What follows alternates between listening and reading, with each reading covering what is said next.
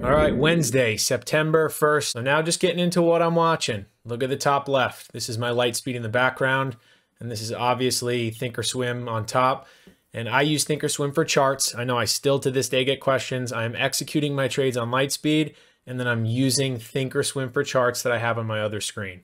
So now let's just break down the technicals. Looking at Tesla, the reason why I'm looking at this is just because it is my favorite stock to trade. As far as the daily, 3 green days in a row. So just knowing that it is slightly extended doesn't mean it can't go higher, but just being aware of that. So obviously the levels I'm looking at, prior day high, prior day low, pre-market high, pre-market low, and then just want to wait for market direction and see if this can choose one way and then try to find an opening range break or a flag pattern. And now looking at Amazon. So the reason why I like Amazon, it's recently caught momentum.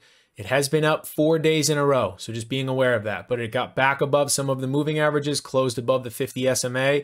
It does have an open upside gap, doesn't have to fill it today. I mean, obviously the chances of that are pretty slim because that's really far away, but just knowing that it is trading higher in the pre-market, it is showing some strength. If it takes out the pre-market high, maybe it has a move higher. And if for some reason this shows some weakness and kind of goes red, so green to red, it could pull back a little bit, but there is a lot of support below. Now to look at PayPal.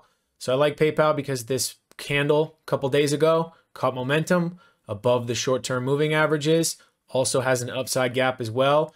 The candle the prior day was red, but I feel like if it can get above that, maybe this has a nice move to the upside. So obviously making sure to know where prior day's high is, pre-market high, pre-market low. Okay, now Microsoft. And the reason why I have this up is Microsoft is not necessarily my favorite stock to trade, but it has been in a nice consolidation and sometimes it can get going.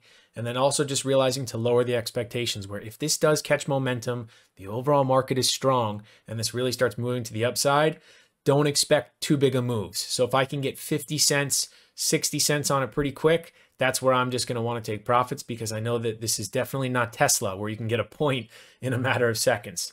But the levels I'm looking at, prior day high, obviously knowing that all-time high is above, pre-market high, pre-market low, and prior day low. And then I'm also looking at AMC. And the reason why I'm looking at this is because caught momentum a handful of days ago, pulled back to the 9, and now it's moving higher. And then obviously being that these are the meme names, sometimes they can really get going. So just in case, if today happens to be that day, you know, just want to keep it up because this prior pivot high resistance area, 48.30, if it clears that, this does look like it has upside room. So just making sure to note pre-market high, that prior pivot high resistance, prior day high, and pre-market low, because these are pretty crazy and volatile. They can go both ways. So just having all those levels marked out. And then since I'm going to be watching AMC, I obviously want to keep an eye on GME. And I think GME looks pretty good. Nice big momentum candle, handful of days of holding that move above the 9 EMA. If it takes out this 227 high, this looks pretty good. So making sure to know that that is a very big important level.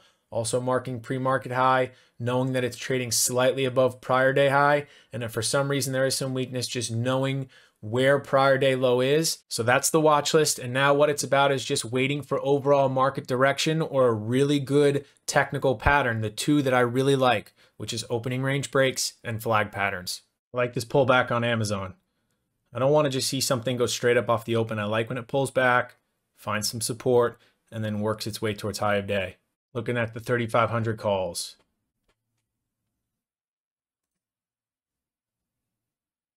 All right. Just want to see this get through 3,500. Can it break that whole number? Very nice.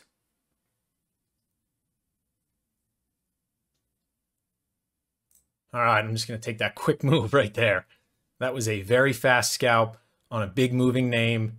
Just to be safe, I don't want to be involved in any sort of pullback. I will take those quick profits. And that was really just a 2-minute opening range break. This is why I really like the 2-minute candles. It slows things down just slightly, right? So pulled back, the first candle closed red, and then as it took out that high of day, just going for that very fast momentum pop. And then the moment it starts to move in my favor, like always, I'm taking quick profits. And here's another great example of why I always like to take the quick move. Now, from an investing standpoint, swing trading, holding much longer term, obviously not looking at a 2-minute chart, but when it comes to scalping for income, what I do, the reason why I really like to take these quick moves is because you never know what's going to happen. It's really hard to obviously predict the future, but I've seen this a lot of times before where I will be in this move. I'm constantly trying to get more. I don't do it anymore, but in the beginning of my trading, I would constantly try to hold a winner, hold for more, be up a decent amount, and then watch it totally come back on me. And then I end up taking a loss and going, man, why didn't I just take this really quick move? So anytime I'm in something and it starts to move really fast and I see that option premium just start to spike, that's why I just take it. Yes, of course, there are some times where it continues to go, but it is what it is. I've just learned to accept it at that point and not worry about constantly trying to catch the whole move. Just get really good at catching a piece of it. And this is the crazy thing about the stock market. I was only in that trade for 16 seconds, which is funny enough, but we are 9 minutes into the day. And unless something looks really good, I'm done. So the 9-minute workday. And then something just to touch on, because it took me a long time to be able to do this. A lot of people always ask me, how do you have the discipline to just call it a day? It's because I've had so many times before where I don't call it a day and I just watch those profits slowly disappear. So at what point do you just commit? And do I commit and say, I don't want to keep doing this anymore? I did it so many times where I messed it up that I eventually just told myself I have to commit to not doing that anymore, take a good trade off the open, and then realize that I am so much better just calling it a day. And I think with time and experience, I just got really good at consistently doing that. And I know it's much easier said than done, but at the same time, it's just putting all of this into perspective. I mean, being able to sit at home, make money from home, clicking buttons, it's pretty ridiculous. So just really realizing that situation and understanding that in 16 seconds and only now 11 minutes into the trading day, I mean, look at the P&L. Up $710. That's incredible. And I know that when it comes to social media, it can make it seem like $710 in a trading day is not a lot of money. And, you know, when you just realize that a lot of that stuff can be kind of toxic and negative as far as the, you know, you got to make thousands of dollars a day for any of this to make sense. I mean, that's pretty crazy. Not many people in the world make $710 in a day.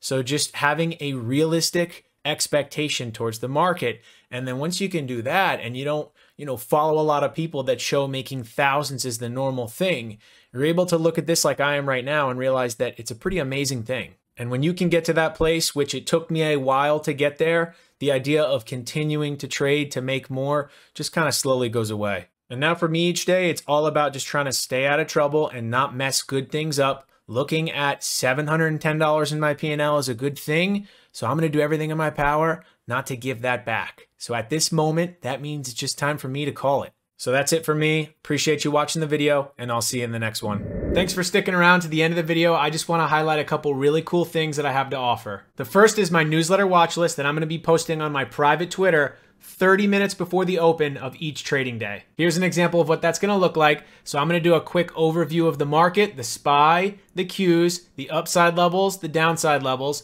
and then a sentence or two as to the overall bigger picture.